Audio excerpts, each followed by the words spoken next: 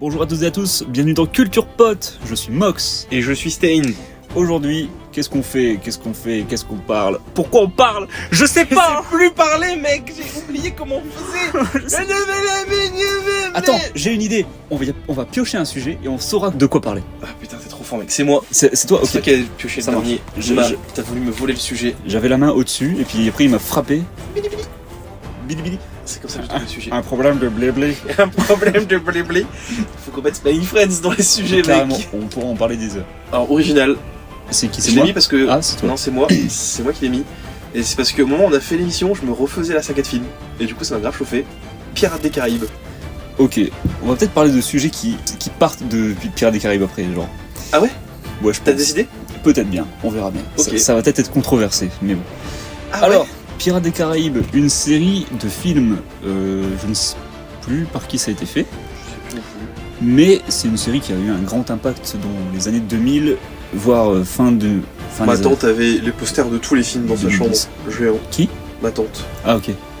Donc c'est pour vous prouver à quel point ça a eu un effet dans le monde entier, genre. Un peu comme Twilight. Mais du coup, Pirates des Caraïbes, une histoire de pirates.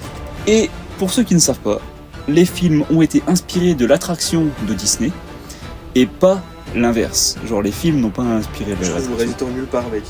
Bah bizarre. En tout cas, c'était des bons films du coup de l'époque, années 2000, début 2010, qui se sont un peu essoufflés sur la fin avec le 4e et le 5e, mais bon ça c'est logique. Ah, alors. Espen alors. Sandberg, Gore Verbinski, Joachim Ronning et Rob Marshall. Par contre, ça me dit pas lesquels ont fait lesquels. Mais, vous avez le réalisateur. Monsieur Gore, je sais plus quoi là. Il est connu, lui. Je crois que Je sais c'est plus ce qu'il a fait, je mais- crois que c'est le principal créateur, enfin réalisateur en gros. Du coup ouais franchement une très bonne série de films je trouve. Je dirais pas que c'est fait partie de mes préférés, mais en tout cas, Oui. je les aime beaucoup. Déjà parce que moi, je Moi suis un non grand fan de pirates. Donc Ok. forcément, ça m'attire. Moi je suis un peu moins fan mais franchement j'ai adoré. Moi, j'ai un peu cette sensation. J'en parlais avec un collègue au taf. Et un peu cette impression qu'il y a des teams cowboys et des teams pirates. Moi je suis team ninja. Et toi, t'es team ninja. Du coup c'est un peu 3 teams en fait. En fait, il y a peut-être trois. C'est peut-être ça. Moi, je suis plus pirate, donc forcément, j'ai beaucoup Ouais. de Pirates des Caraïbes depuis tout petit. Ça marche. Même si l'attraction, par contre, de Disney me terrifie. Oui, Et d'ailleurs pour d'autres raisons. d'ailleurs tu l'as fait Je l'ai fait deux fois des 2 traumatismes. fois. OK, je pense que c'était qu'une seule fois. Bah, je l'ai fait une fois pour tester parce que j'étais avec toi et tu m'avais dit Ouais. viens tester et j'étais pas bien. Mhm. Et j'ai fait une deuxième fois parce que ma copine de l'époque croyait que c'était un total mytho. Alors du coup pour ceux qui ne sont pas au courant, j'ai une phobie. Mais quand je dis une phobie, c'est-à-dire que c'est C'est une phobie. une réelle phobie. Oui, viscérale genre. Voilà, c'est genre c'est le terme technique de la phobie. C'est pas genre ça me fait peur, c'est genre Oui. vraiment Oui, c'est ça. ça me fait des problèmes physiques Genre, avec tout ce qui est automate. genre en fait. il peut pas regarder, il se sent mal, il est oppressé, genre c'est C'est ça, ça. et c'est une phobie, c'est Ça a un nom d'ailleurs, ça s'appelle autonomatophobie. Rien que le fait de le prononcer, ça me fait vriller, mais c'est plus Ouais. parce que c'est impossible à dire. et voilà. Et du coup, la première fois que je suis allé à Disneyland, c'était il y a quelques années. la première fois c'était avec toi, donc c'était il y a 3 ans. C'était pas avec McFly et... Ok, Peut-être, je bref. sais. Et bref, j'y suis allé et, et en fait tu m'avais dit ouais ça va, c'est tranquille et tout. Au final c'était pas tranquille du tout. Mais bon, tu pouvais rien, tu savais pas. C'est pas comme toi. Bah de mémoire, j'étais pas là. Non, de mémoire, je crois que tu l'avais fait avec Ah, ou alors j'ai quelqu'un. peut-être fait avec McFly. hein. C'était Il me pas avec semble, toi, il me alors. semble que tu l'avais fait avec C'était cette... là-bas. Du coup, avec ça s'expliquerait mieux parce que tu me connais vachement mieux que lui. Ouais, Donc tu saurais que je suis. parce que moi de base, je sais... Oui, c'est ça. J'étais en train de travailler parce que oui, pour Ah oui, Pour c'est ceux ça. qui ne savent pas, ce qui est logique, j'ai bossé à Disneyland et le jour où Alexis m'a envoyé un message en me disant « Hey, je vais venir à Disneyland mais de nuit » parce que j'ai mon pote, du coup, son CE, il a privatisé le parc. Je suis genre « Ok » et ce jour-là, je travaillais pour cet événement en particulier. Du coup, j'ai fini tard le soir, là, dans la nuit, à cause de vous. Et Nickel, mec. en gros, quand ça se passe comme ça, il y a quelques boutiques qui restent ouvertes et quelques attractions qui restent ouvertes. Donc ça peut être quelques landes, ça peut être toutes les attractions, peu importe. Mais moi, travaillant dans la plus grande boutique du parc Disneyland Paris, donc le parc 1, entre guillemets, comme on appelle dans le jargon, la boutique était restée ouverte parce que c'est la plus grande boutique. Alexis et son ami sont passés dans la boutique et ils m'ont dit « Ouais, bon, on va faire ça, ça, ça. » Je suis pas sûr, mais je crois t'avoir prévenu avant Ouais. que tu fasses Pirates des Ouais, Caraïbes ça me revient, c'était ça. en c'était te exactement disant que attention, je te conseille de la faire, mais seulement si tu te sens d'attaque parce qu'il y aura beaucoup d'automates dedans. Ouais. Et je t'ai prévenu en disant que au départ, genre tout début de l'attraction, ça va, parce qu'il y en a pas, ou il y en a 2-3, vite fait. Et Mais après c'est le gangbang Ouais. de... Donc c'est ça me revient. Ça, d'automates. tu m'avais prévenu et eux ils m'ont dit non, t'inquiète, on va y aller tout. J'y suis allé, j'étais traumatisé, je dis Ouais. plus jamais j'y vais. Et du coup la deuxième fois effectivement j'étais avec ma copine et elle m'a pas cru. Et l'attraction est tombée en panne au moment où j'y Oh étais. non. Elle était tombée en panne et tu sais c'est juste avant que tu grimpes Oh. la cascade avec avec le mec qui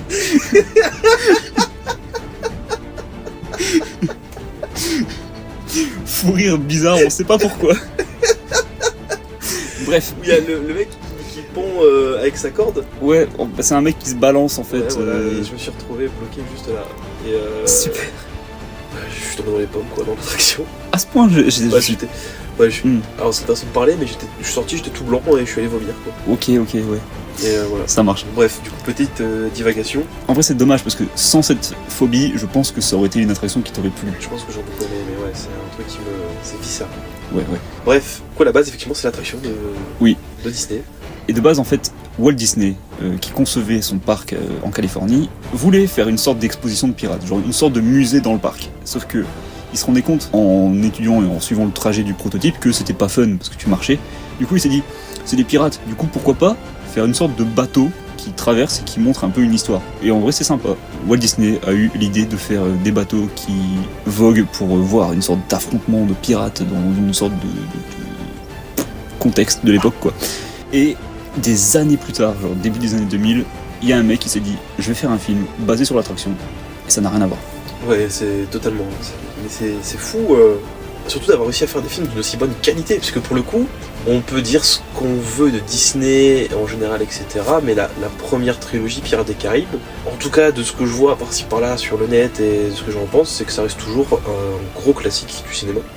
Genre clairement, niveau hollywoodien et tout, c'est une pépite. Surtout, l'enchaînement des 3 films est vraiment monstrueux. C'est clair que ouais, c'est... Alors, essayons de résumer l'histoire pour les gens qui n'auraient pas vu, peut-être. Ça se déroule dans une ville, je sais pas exactement Tortuga, au début, je crois. où. Tortuga, non, c'est la Non, ville... Tortuga, c'est la ville des pirates. Ouais, c'est une île où tout la débauche des pirates. Ouais, Quoi, c'est genre. donc c'est pas Tortuga, je sais plus. Donc, ouais, c'est une ville random, et puis t'as une sorte de comtesse, Elizabeth Swann, Ouais. et il y a un forgeron, Will Turner, qui est clairement amoureux d'elle et qui veut la la... cour en gros au début. Voilà. Et vu qu'elle est de la noblesse et lui c'est un simple paysan ou je sais pas quoi, et ben ils peuvent pas être ensemble. Mais après il se passe un truc qui fait que ça concerne un médaillon. Je crois que ça fait longtemps que t'as pas vu. Ouais, c'est ça. Alors en gros, autour de cette amourette, il y a un pirate qui débarque qui s'appelle Jack Sparrow. Jack Sparrow. Qui est.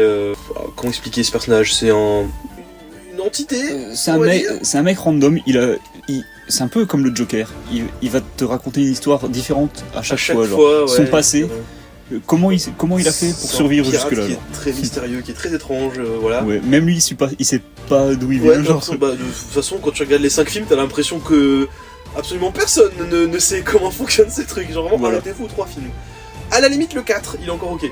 C'est vrai, on l'avait vu au cinéma ensemble. On l'avait vu au cinéma, je trouvais ok. Il était sympa, mais je le regarderai pas. Je sais pas si je le revoir derrière, mais ouais, il était ok. C'était juste un truc en plus, genre. Ouais, voilà. C'est genre un spin-off, t'as vu. Et alors, anecdote incroyable, c'est que moi, je sais plus si t'as été voir avec toi le 5ème, par contre. Je suis pas sûr. Mais moi, j'avais été fou rire dans la salle. Et vraiment, j'ai pleuré de rire. Parce que à certains plans du film, le méchant, Salazar, c'est Marine Le Pen. On l'a vu ensemble, du coup. On l'avait vu ensemble. C'est vrai que...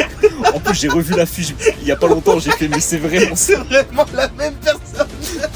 En fait, peut-être que ce film, c'était une propagande. Ouais, c'est peut-être ça.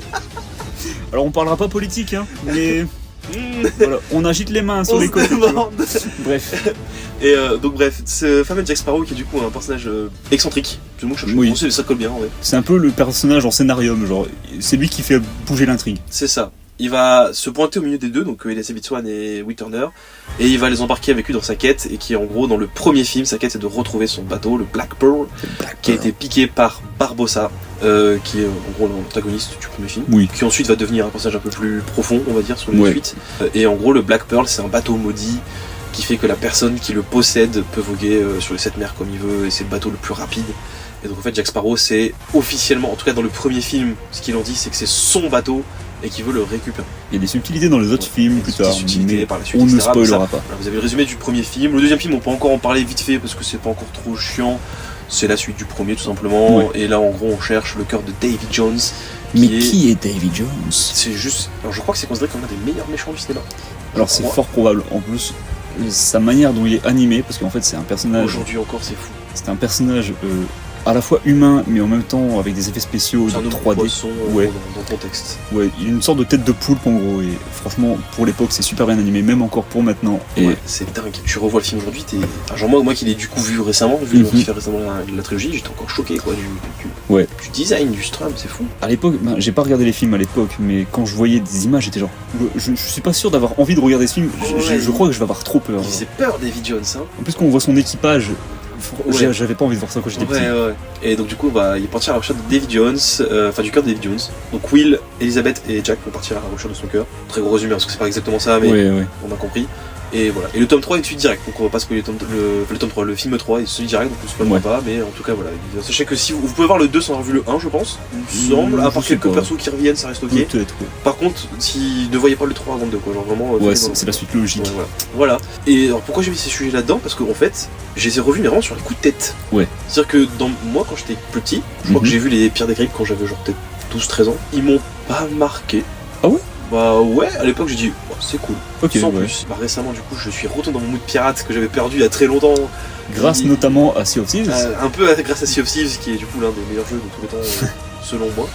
Ce sera dans une autre émission probablement. Exactement. Mais surtout parce que de base j'étais quand même déjà très très fan de pirates, ça reste un domaine que j'adore. Ouais, c'est clair. Assassin's Creed Black Flag et c'est mon Assassin's Creed préféré, tout ce qui est autour de pirates, moi j'adore. Et d'ailleurs quand j'étais gosse, je m'intéressais, genre j'étais vraiment une mine de connaissances sur la piraterie, je connaissais plein de trucs. Ok. Et d'ailleurs c'est fou parce que quand j'ai lu One Piece, j'ai découvert One Piece et tout, je me suis rendu compte de plein de refs en me disant mais attends, est-ce que c'est une vraie ref à la vraie vie et tout? Et en fait il a confirmé plein de choses. Par exemple, tu savais que l'histoire de Goldie Roger dans One Piece s'inspirait d'une vraie histoire? Pas du tout. Alors c'est le pirate, je crois qui s'appelait Laffy, je crois, je sais plus son nom. En tout cas c'est un vrai pirate qui avant de mourir, il a failli se faire pendre, et enfin il s'est fait pendre, et avant de mourir il a dit aux gens, il a jeté, en fait il a une carte au trésor qu'il a arrachée et qu'il a jetée dans la Seine, dans l'endroit où il s'est fait pendre, et il a dit, si vous voulez retrouver mon trésor, qui apparemment c'était un trésor de dingue, genre c'était un truc qui avait piqué à la marine de l'époque, il a dit, si vous arrivez à retrouver mon trésor, et ben je vous le donne. Incroyable. Et juste après il s'est fait pendre. Voilà. Et donc du coup l'histoire de Goldie Roger est une histoire qui a vraiment existé dans la vraie vie à l'époque de la piraterie. Ok, du coup maintenant j'ai envie de savoir, est-ce que ce trésor a été retrouvé? Alors non, aujourd'hui c'est toujours un truc qui est recherché, le trésor est toujours... Alors parce que justement incroyable. en fait, forcément à l'époque où c'est arrivé, et ben quand il a acheté sa carte, tout le monde s'est battu pour vouloir avoir la carte en entier. Oui, c'est sûr. Et donc en fait au final les morceaux de carte sont perdus, il y en a qui ont été arrachés, etc. Donc on n'a pas la carte et du coup on ne sait même pas où il est le trésor. On sait qu'il a enterré le trésor quelque part, mais on ne sait pas où. Peut-être qu'il est dans mon jardin. Exactement, peut-être dans ton jardin mec. Et d'ailleurs c'est pareil, c'est une légende, le fait que les pirates ont enterré leur trésor, ça se faisait mais de manière très très rare. C'est une espèce de légende urbaine qui est revenue derrière, mais en fait c'était pas vrai. Il faudrait que je mette les pirates en fait dans les sujets, parce que là je suis en train de péter un câble là-dessus. Non, c'est vrai, parce que bon, moi je connais pas grand chose sur les pirates, je sais juste que le châtiment de la planche c'est le truc le plus connu des pirates, alors que c'est un truc qui se faisait très rarement. Ouais, c'était très très rare à la planche, souvent s'ils s'emmerdaient pas, soit ils jetaient au crocodile, soit ils les tuaient directement. Stylé. C'était vraiment, ils s'emmerdaient pas plus que ça. Bah, c'est des pirates quoi. Exactement. Et bref, pour revenir au sujet, du coup, j'étais quelqu'un qui aimait bien les pirates, mais qui était pas forcément à fond dans le film. À fond dans le truc. Du coup, je les ai revus récemment en me disant, mais maintenant, avec mon œil d'aujourd'hui, en ayant plus de rêves, en connaissant plein de trucs, en étant vraiment une petite mine autour de la piraterie, est-ce que ça va me plaire? Et au final, j'ai toujours autant kiffé. Alors, je vais pas mentir, j'ai pas refait le 4 et 5. Ils sont un peu OSEF. Ils sont un peu OSEF, voilà. J'ai vraiment refait uniquement la trilogie originale. Donc, 1, 2, 3, le Black Pearl, Cœur des Jones et le Choix du Monde, qui sont vraiment cool. Et en vrai, c'est toujours aussi bien. J'avoue que si je dois donner un truc qui m'a saoulé, mais en fait c'est un peu paradoxal, mais le fait qu'ils aient rendu le truc très fantastique, moi ça m'a un peu dérangé parce que justement je trouve que l'ambiance du film, etc., fait que s'ils avaient gardé un côté réaliste, ça aurait pu être cool. Mais en même temps, je veux dire, déjà c'est Disney, et puis surtout, c'est vrai qu'il y a des scènes fantastiques qui sont genre ultra marquantes. Genre, je pense déjà au premier film, l'abordage sous la mer. Tu te rappelles ou pas? Ça m'avait trauma quand j'étais gosse. Le moment où les pirates, en fait, il y a un passage dans le premier film où les pirates vont aborder l'île du début, et ils font ça en passant sous la mer, parce qu'en fait les pirates sont maudits, et donc du coup ils peuvent respirer sous l'eau, etc. Et ils vont passer sous l'eau et aller aborder la ville, mais sous la mer. Et alors la prouesse technique, Ouais. c'était super beau. Bah, tu m'étonnes. C'est trop bien. Ensuite, t'as la scène où t'as justement l'équipage de la marine qui guette à l'horizon avec des loupes pour dire mais ils n'avancent pas, où est-ce qu'ils sont? Et ben en fait, surprise, Ils on est sont derrière sous vous la parce mer. qu'on est passé sous la mer, donc on va vous tuer comme ça. Et puis, Abusé. c'est quand même genre. Parlons-en, mais les 3 premiers films, j'ai l'impression qu'il y a vraiment genre. C'est un peu comme Matrix, il y a genre une scène culte à la minute. Genre vraiment, c'est fou. L'arrivée de Jack Sparrow sur son bateau qui est en train de couler, qui est en train de couler et qui va marcher. La scène de l'abordage. Le moment où il essaie de filer les clés à son petit chien là pour essayer de le gratter, le personnage, les deux clampins là, j'ai oublié leur nom, celui qui a un œil en moins et voilà, eux. Ils sont ouais voilà. Dans le deuxième film, il y a la poursuite avec les Indiens, enfin il y a des scènes cultes partout dans Pirates des Caraïbes. C'est vraiment énormément. trop bien genre. Mais justement, il y a beaucoup de scènes du coup qui ont été reprises de l'attraction directement. Genre la scène où ils sont dans la prison et ils essaient d'attirer le chien avec l'os, et ben ça c'est une scène de l'attraction. Et tu vas dire, le mec qui a fait le film, il s'est dit, j'ai juste cette attraction pour faire une histoire, je vais créer des personnages, je vais créer une histoire, je vais créer une intrigue et tout, il va quand même reprendre des scènes, tu vois. C'est dingue, il a pété. Ouais, c'est un truc dans l'attraction, c'est juste des pirates emprisonnés qui essaient de récupérer des clés. Et ben là, ils en ont fait une scène, c'est amusé. C'est un ouf. Et puis il y a tellement de trucs incroyables, genre, je me rappelle...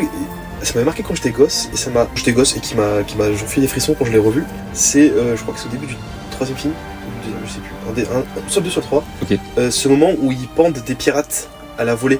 Parce qu'en fait, ils apprennent que justement, il y a une vague de reconnaissance et tout. Et où c'est un enfant qui est sur le point de se faire pendre, qui est devenu pirate, et ils se mettent à chanter. Et tous les pirates en train de se faire pendre se mettent à chanter. C'était fou, ça m'avait fait des frissons. Genre. Ouais, je comprends. J'aime bien cette vibe. En fait, la vibe de Pirates des Caraïbes, j'adore. Parce que ils ont réussi vraiment à trouver le truc qui fait kiffer niveau piraterie. Ouais. Moi, je vois Pirates des Caraïbes, j'ai envie de partir sur un bateau à l'aventure, tu vois, d'aller chasser des trésors. C'est sûr. C'est fou. Ouais.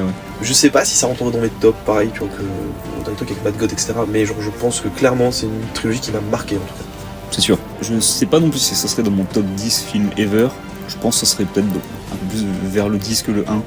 Mais franchement, c'est quelque chose à voir dans sa vie. Je pense qu'il faut les voir au moins les 3 premiers. Surtout pour le jeu d'acteur de Johnny Depp, du coup, qui d'ailleurs n'était pas censé être l'acteur de base. Oui. Genre, il voulait avoir quelqu'un, je sais pas qui, je sais plus qui, mais Johnny Depp c'était genre le 4e sur la liste, tu vois. Et il a rendu le personnage incroyable, cinglé. Genre. Je pense même que il est né pour ce perso au final. Je pense, ouais. Je pense que c'est son plus gros rôle, alors qu'il est. Ouais, je pense. Et d'ailleurs, ce qui est très triste, ça me fait peur, et qu'il va pas revenir parce qu'apparemment ils vont faire un remake, et ce ne sera plus lui. Ce sera une femme. Ce sera une femme. Base. Bon, en vrai, moi je suis pas contre. Tu vois, je suis pas contre non plus. Genre en vrai, je vais aller voir le film et tout ça.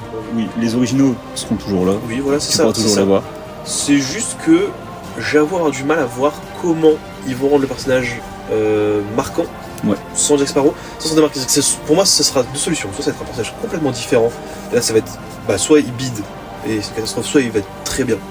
C'est possible aussi. Hein. Soit ils vont vouloir garder la vibe Jack Sparrow, ils vont faire un Jack Sparrow féminin.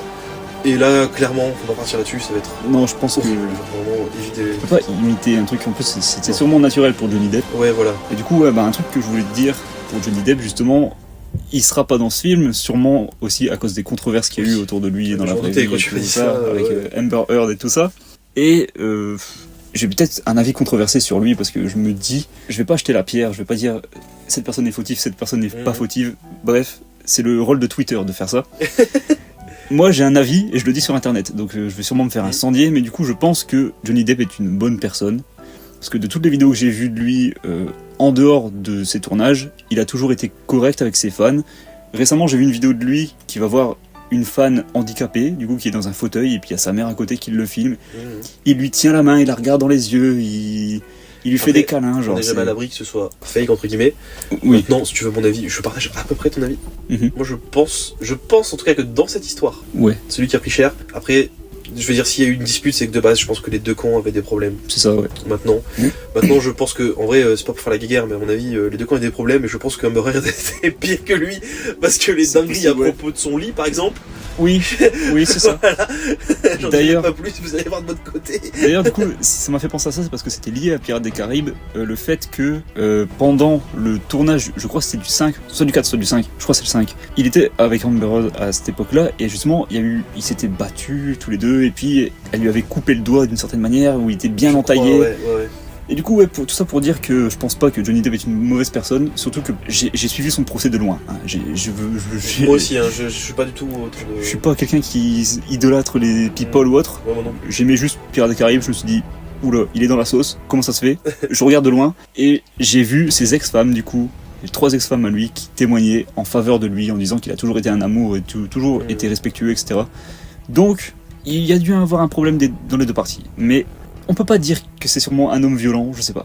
En tout cas, on connaît jamais les personnes, on préfère se dédouaner. C'est-à-dire que moi je pense qu'il y a eu un problème des deux côtés. C'est ça. Mais quand je vois que les avis de ces ex-femmes, qui étaient genre les personnes qui ont passé le plus clair de leur vie avec quelqu'un, c'était avec lui, qui disent qu'il était correct, moi je dis, voilà, ça doit pas être une mauvaise personne au final. Mais bref, je pense qu'on a fait le tour des sujets, du sujet de Pirates des Caraïbes. Ouais, j'ai pas grand chose d'autre à dire perso. Voilà, c'est une bonne attraction. Et un bon film, enfin une bonne trilogie. Trilogie, je précise. Ouais, si vous allez à Disney, faites-la. Mais en vrai, c'est pas un truc à faire à chaque fois, même si c'est sympa, tu vois. Si t'aimes bien l'ambiance, pourquoi pas. Mais la faire genre 15 fois d'affilée, tu la feras pas. Je voulais faire confiance parce que pour moi c'est une maison hantée. Ouais. Il y a une autre maison hantée à Disneyland, mais du coup, pour Alexis, c'est différent. Je te laisse piocher un nouveau sujet. Je vais piocher un sujet fruche. Ouais, des sujets qui sont pas. Oh non! C'est bon encore ça, je le sens. Ah non, c'est moi! Alors, un sujet que j'apprécie tout particulièrement, le grunge. Ah, cool! Ça va plaire à notre pote Alan! Ouais, Alan, du coup, ce sera sûrement le deuxième épisode. Le deuxième épisode que tu Il aura écouté que 2 épisodes. Ouais, celui sur le rock et celui sur le grunge, écoute. Alors, le grunge est un. Alors attention, il a qu'un couteau, il t'attend, hein, parce que c'est son truc préféré. Le grunge est un style de musique, du coup, qui est émergé au début des années 90.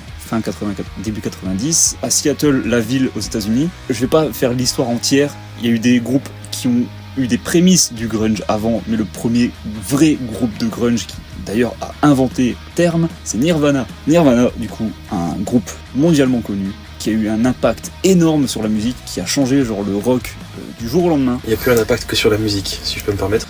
Ouais. Ouais. C'est une musique pour se vider la tête. Oh, les jeux de mots vont fuser, je pense. Comme les balles. On est des monstres. On est horrible. C'est bon, il y a de l'eau qui a coulé sur les ponts. Hein. Bref. Du coup, c'est un style de musique axé punk, rock, légèrement métal. Une combinaison de styles qui... c'est tellement vaste aussi comme sujet, qu'est-ce que tu veux que je dise à part que... Je sais pas mec, c'est toi qui l'as choisi. Je sais. Tu l'as pas choisi, tu as choisi. Je l'ai choisi, je l'ai écrit, je dois m'engager là-dedans. Il regrette. Non, en vrai. C'est quoi, on va parler de ma vie. Allez. Alors en fait, j'ai découvert Nirvana du coup grâce à mon père qui mettait les CD dans la voiture. Et du coup, première chanson que j'ai entendue du coup, forcément l'album Nevermind qui commence avec Smash That Teen Spirit. Classique. Donc la chanson la plus connue de Nirvana. Quand j'ai entendu cette chanson la première fois, j'étais fou, genre j'aimais trop.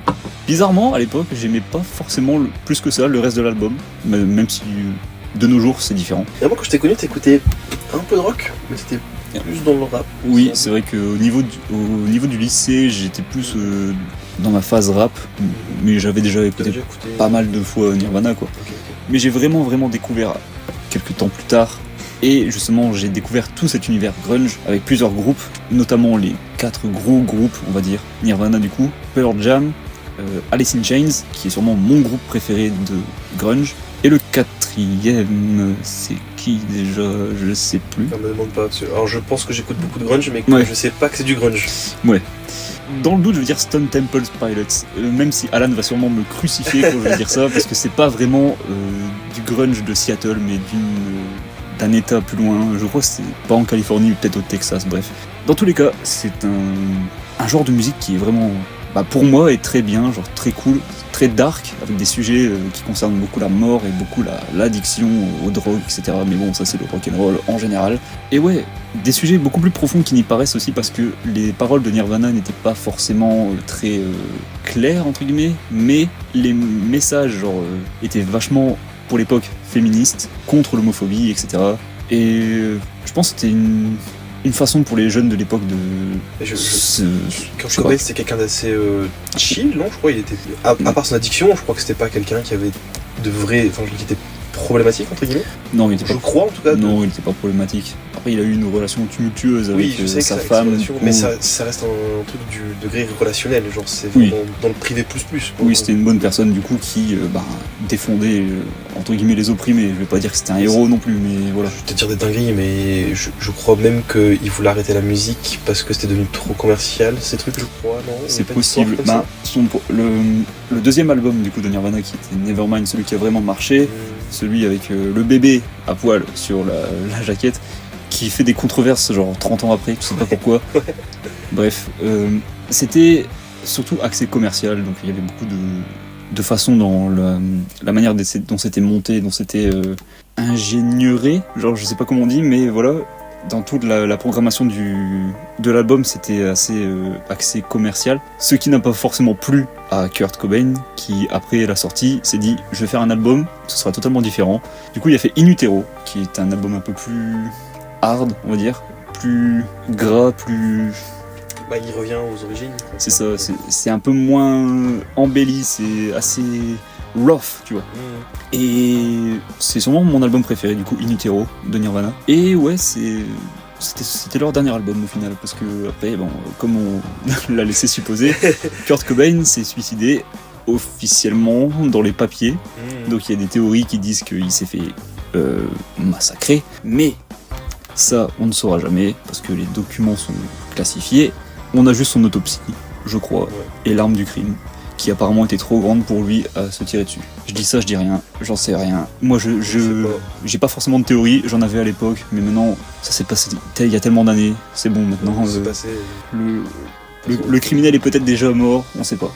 Après, ce que je retiens surtout, c'est que là, on parle de grunge et qu'on se retrouve à parler surtout de Nirvana. Est-ce qu'ils ont pas genre fait littéralement une dictature sur le genre? C'est un peu... Non, un peu sans le vouloir, je dirais, parce que c'était vraiment le groupe planétaire, tu vois. Bah, Nirvana, c'est toujours le couteau. C'est sûr. Et je pense que c'est même... Ça doit être... c'est que la supposition. Oui. Mais à mon avis, ça doit être un premier groupe de rock pour énormément de gens, je pense. Franchement, je pense que c'est pas controversé de le dire. Ouais. Franchement, c'est même véridique à mon avis. Je pense que c'était vraiment le mien. Moi, perso, c'était le mien aussi. Ok. Et aujourd'hui encore, c'est un de mes groupes préférés. Je pense que, oui, ça a eu un impact dans la vie de beaucoup de monde. Mais si vous voulez un peu dévier de Nirvana, qui d'ailleurs, eux, ont inventé le terme grunge, qui était vraiment le mouvement de rock de Seattle de l'époque. Donc, si vous voulez vous aventurer un petit peu, il y a plusieurs groupes intéressants. Et le meilleur, du coup, pour moi, c'est Alice in Chains. Pearl Jam, ça va, c'est pas mal. Après, il y a Soundgarden qui était cool aussi. C'est cool aussi. Soundgarden, du coup, avec Chris Cornell, qui est décédé il y a quelques années aussi, qui était, fun fact, l'un des meilleurs amis de Chester Bennington de Linkin Park. Ok. Et qui a chanté à son enterrement, et du coup qui est mort il y a quelques mois après, je crois. Bref, c'est toujours des beaux sujets, t'as vu, ça parle de mort, ça parle de suicide. Bah après, et tout. un truc, je vais dire fun, c'est pas fun, mais l'anecdote originale, c'est que Kurt Cobain fait partie du club des 27. C'est ça, ouais, le club des 27 du coup.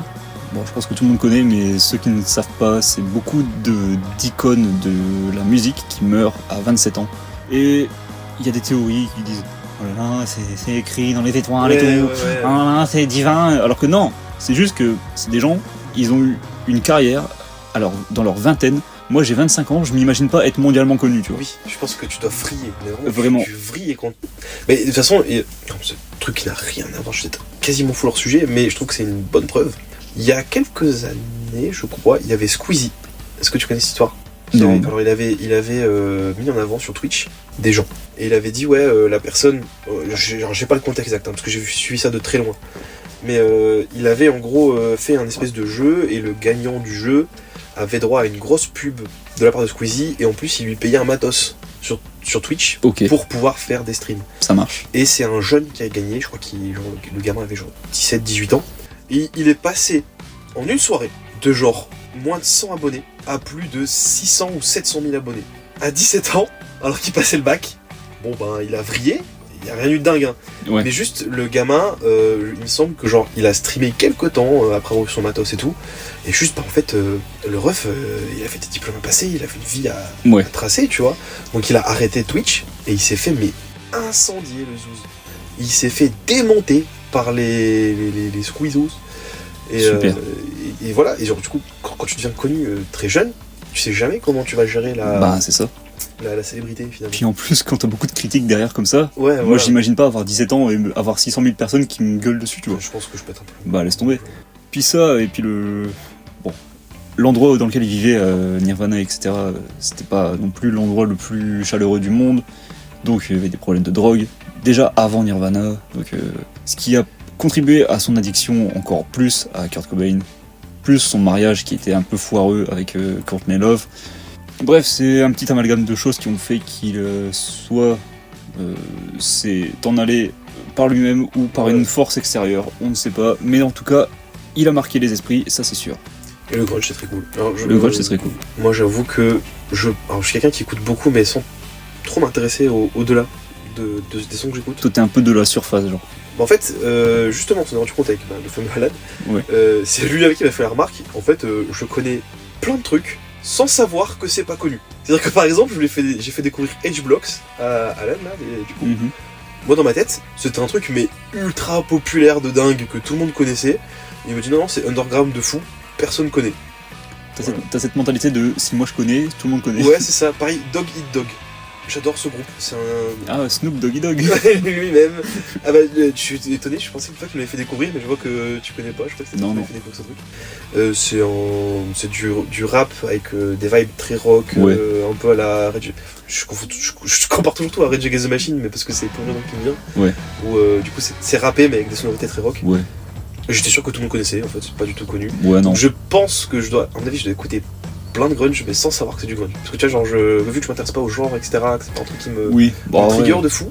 En vrai, de nos jours, tu vois, les genres sont un peu cassés. Genre, il y a beaucoup de Bah groupes ouais, qui c'est ça mêlent aussi, tu vois. plein de trucs. C'est que moi, dans ma tête, pour moi, le grunge, de quelqu'un qui, du coup, comme je te dis, est pas focus dans ce genre de truc et tout, Mhm. je pensais que le grunge, c'était plus un genre de musique qui fait un peu genre. On dirait que c'est tourné dans un garage, tu vois.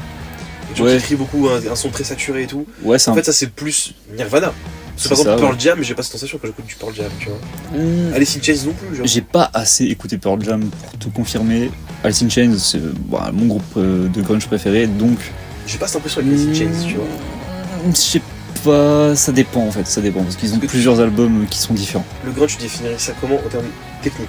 Genre, parce que là, tu nous as défini comment ça a été créé, mais genre, musicalement parlant, comment tu sais que c'est du grunge?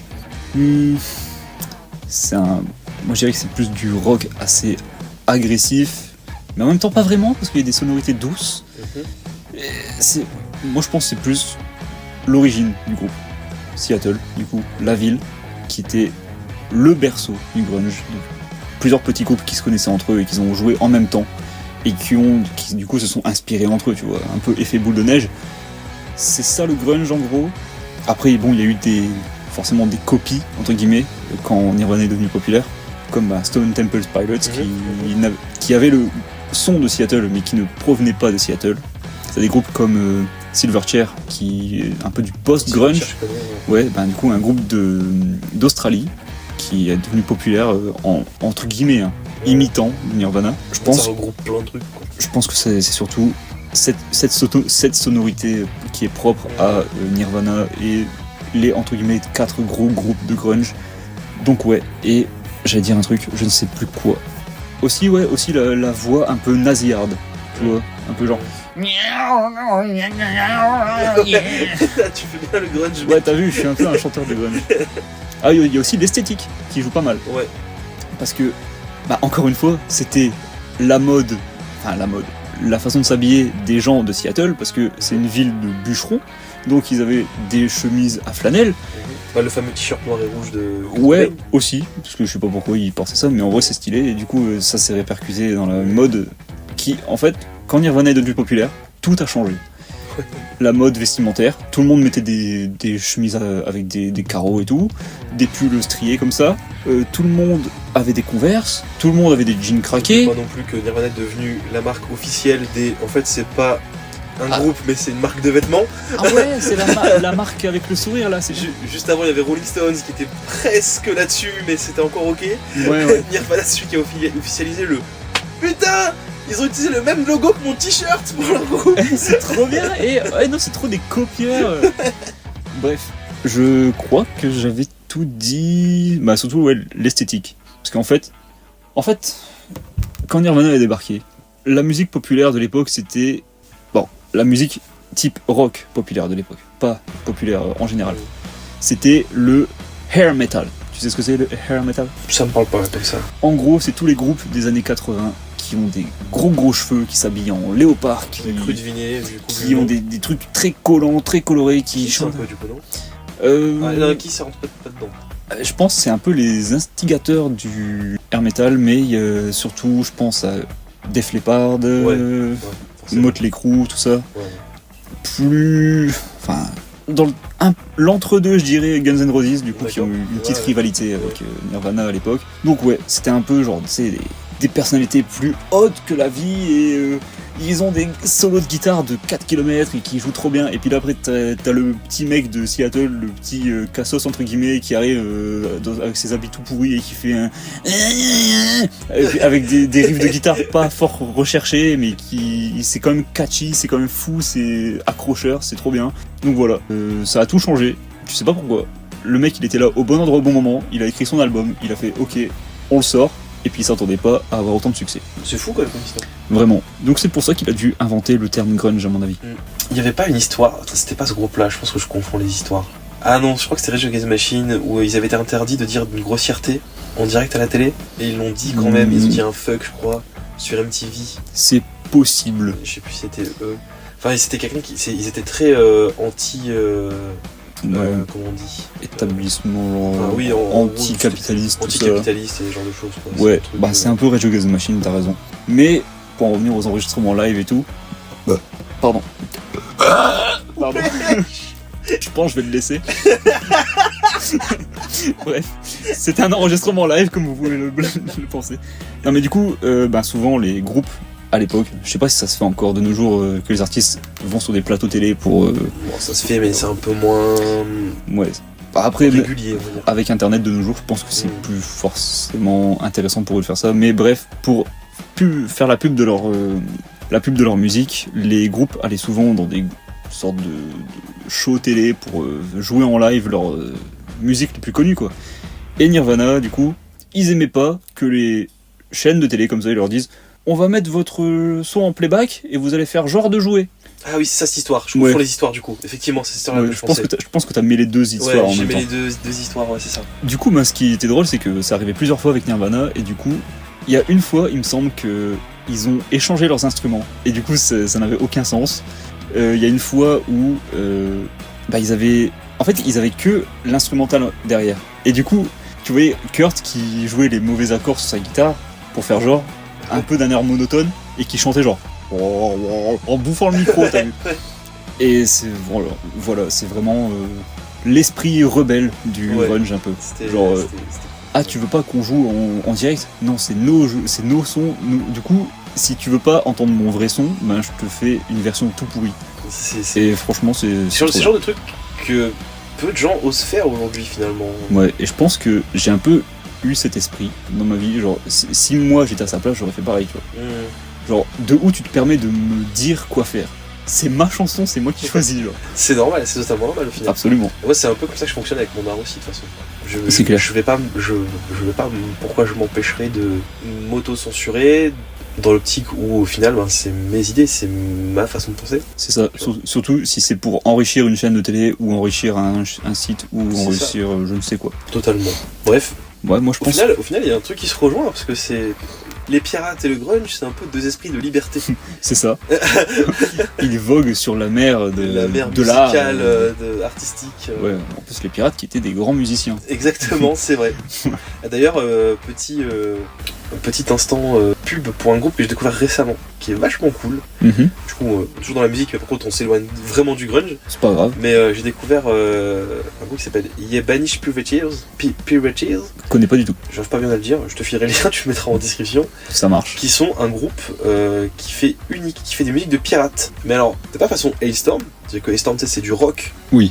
Des chansons de pirates chantées en rock. Là c'est littéralement, ils utilisent des instruments de l'époque. Ah, ça c'est... et ils chantent en acapella, etc. Et c'est vraiment des chansons pirates. Et j'ai découvert récemment, donc je suis pas renseigné dessus, mais de ce que j'entends, ça a l'air d'être vraiment des sons qui auraient peut-être pu être chantés à l'époque. Ouais, bah c'est plus intéressant que du Hellstorm pour Je moi, trouve. parce que en vrai, Hellstorm, il y a beaucoup qui aiment. Moi, franchement, J'ai pensé à bof, une époque, maintenant j'arrive plus. tu m'avais fait découvrir, il me Ouais. semble.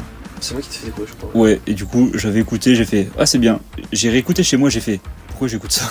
Ouais, J'ai pas envie. C'était cool quand j'étais au lycée, et après j'ai découvert Ouais. d'autres trucs, et je me suis dit, en vrai, c'est pas si dingue au final.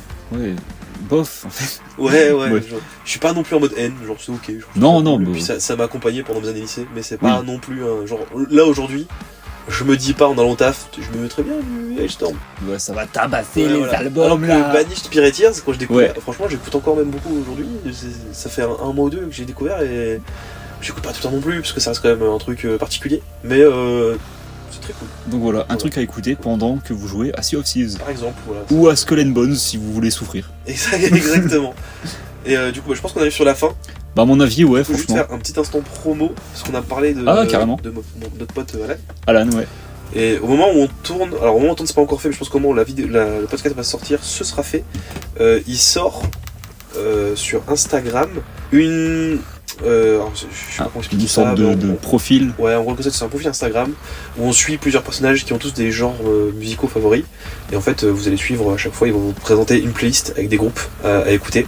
Et tous tirés d'un truc. Par exemple, t'as un personnage qui va être fan de grunge, justement. Vu que son genre préféré, forcément, tu peux de faire ça. T'en as un qui est fan de rock des années 80, etc. Voilà. Et du coup, ça vous intéresse ce genre de musique, notamment le grunge, vu qu'il y aura un personnage qui sera ciblé là-dessus. Vous pouvez suivre sur Instagram. Il va aussi partager une playlist Spotify que vous pourrez écouter. Et du coup, chaque personnage a sa playlist et vous pourrez écouter la playlist pour découvrir des groupes, etc. Ça c'est J'ai trop pas bien. encore le titre du profil Instagram. Je te laisserai Ouais. le mettre en description Carrément. quand il sera dispo. Checkez la description, Ou on ne checker sait la jamais. description. À moins, que Si vous, à moins que vous soyez sur Spotify, je sais pas comment ça marche. Ouais, je ne sais pas. Voilà. Un mot de la fin? Arrgh Arrgh.